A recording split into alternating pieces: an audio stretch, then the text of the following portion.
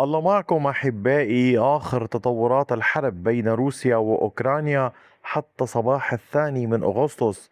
يواصل الجيش الروسي عمليات التقدم، محرزا تقدما في 4 اتجاهات، فيما الوحدات الأوكرانية تواصل التقدم في داخل إحدى المدن.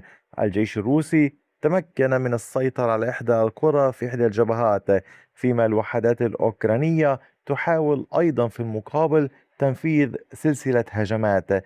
ما الذي يجري؟ ما الذي حصل في صباح 2 من أغسطس؟ تابعوا التفاصيل حتى النهاية لمعرفة سرد الأحداث منذ آخر فيديو.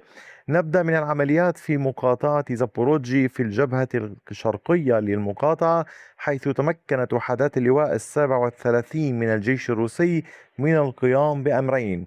الأمر الأول السيطرة على قرية ليسني الموجودة هنا. هذه القرية بداية تقع على كامل هذه المساحة باللون الزهري السيطرة الروسية الحديثة، مساحة بعمق 2.25 كيلومتر بامتداد 3.35 كيلومتر.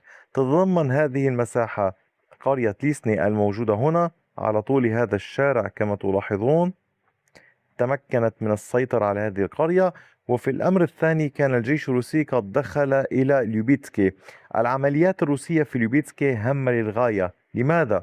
إن كنتم تلاحظون الجيش الروسي حاليا موجود في الجهة الشرقية من هذه البلدة، والجيش الروسي يعمل على التقدم للوصول إلى نهاية البلدة، حيث يوجد هنا مفترق طرق. مفترق الطرق هذا يؤدي إلى عدة أماكن. الأول السيطرة الروسية هنا على طريق ريزديانكا هامة للغاية بالنسبة لأي عمليات روسية قد تستهدف السيطرة عليها مجددا. ثانيا السيطرة بهذا الاتجاه على ليبيتسكي، تحاول القوات الروسية من خلال الوصول إلى هذا الموقع الضغط أكثر على خطوط الإمداد الأوكرانية التي تأتي من المنطقة هنا مرورا بليبيتسكي وصولا إلى جبهة أوريخيف. وهذا نربطه بما يفعله الجيش الروسي من عمليات في الجهة الغربية لأوريخيف. يعني من هنا تحاول القوات الروسية التقدم والضغط بالنيران وبالمسيرات وإلى آخره، ومن هنا تحاول العمل، وبالتالي تصبح الطرق الرئيسية أمام ضغط روسي كبير في هذا الاتجاه. وهذه هي أهمية التحركات الروسية. في المقابل الوحدات الأوكرانية تحاول تنفيذ سلسلة من الهجمات على كامل هذا الامتداد لدفع الجيش الروسي لوقف هجماته والتفرغ للدفاع. هذه هي الحال في المنطقة. في اتجاه آخر في جبهة الموجودة هنا في درشكيفكا، الوحدات الروسية تواصل نشاطها وعملها في توسيع السيطرة نحو مدينة درشكيفكا. هذه هي الطريقة الرئيسية. والجيش الروسي كما لاحظتم في الآونة الأخيرة كان قد سيطر على هذه المنطقة، ثم بدأ مع بداية هذا الشهر بتوسيع السيطرة هنا، ثم مع ساعات صباح اليوم وسع السيطرة في هذه المنطقة باللون الزهري. فتقدمت الوحدات الروسية وفرضت سيطرتها على هذه المنطقة كما تشاهدونها إلى الجهة الغربية من بافليفكا وبريوت. التقدم الروسي في هذا المكان كان بعمق 2.32 كيلومترا بامتداد 2.87 كيلومترا. العمليات الروسية في المنطقة هنا تحاول الربط بين الطريق الرئيسي الموجود نحو درشكيفكا وبين هذه الخطوط الفرعية الموجودة هنا نحو القرى والبلدات. هي عملية هامة للغاية، ولكنها ليست بالسهلة في ظل هذه التحصينات الموجودة والأنهر الموجودة هنا بكثافة. طبعا رسمها ليس بالأمر السهل، ولكن يجب إبلاغكم أن هناك تضاريس طبيعية أيضا إضافة إلى التحصينات التي بناها الأوكران تشكل نوعا من الصعوبات أمام الوحدات العاملة في هذه المنطقة. ثالثا الوحدات الأوكرانية كانت قد واصلت تقدمها في جبهة مدينة ليمن. العملية هنا كانت في المدينة ومحيطها.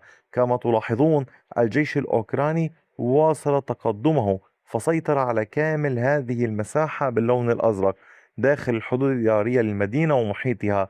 التقدم الأوكراني من هنا إلى هنا كان بعمق تقريبا نحو كما تشاهدون 2.5 كيلومتر، وبامتداد 1.16 كيلومتر من هنا إلى هنا.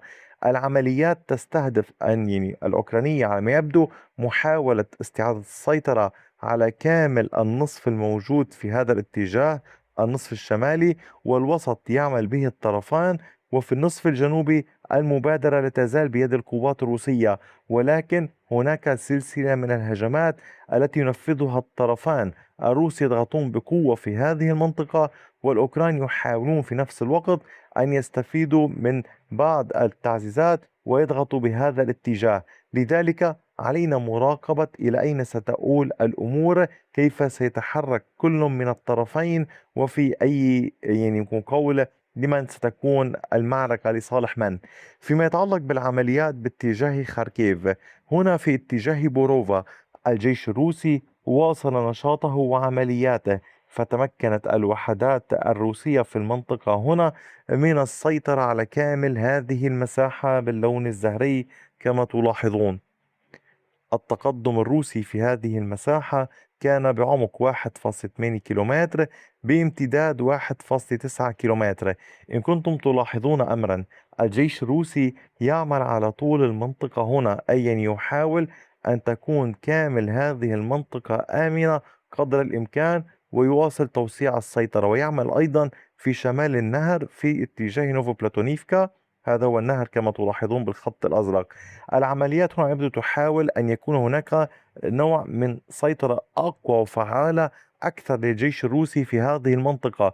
يعني بدلا من الدخول مثل المرة السابقة في هذا الاتجاه ويعمل وتكون كامل هذه المنطقة تحت سيطرة أوكرانية، يحاول الجيش الروسي أن تكون المنطقة كاملة تحت سيطرته قدر الإمكان، ثم ينتقل ربما لعمليات أو تكون أموره أفضل. ليس شرطا الحصول على كامل المنطقة، وبالتالي يجب مراقبة كيف ستؤول أو إلى أين ستؤول الأمور.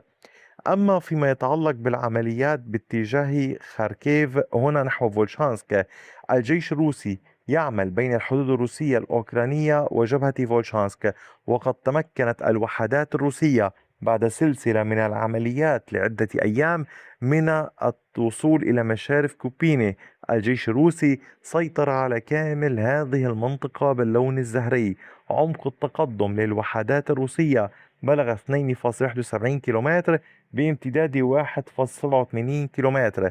العمليات في هذا القطاع للجيش الروسي مستمرة، والمسافة التي تفصل القوات الروسية عن بعضها البعض في المنطقة هنا باتت نحو أقل من 16 كيلومترا.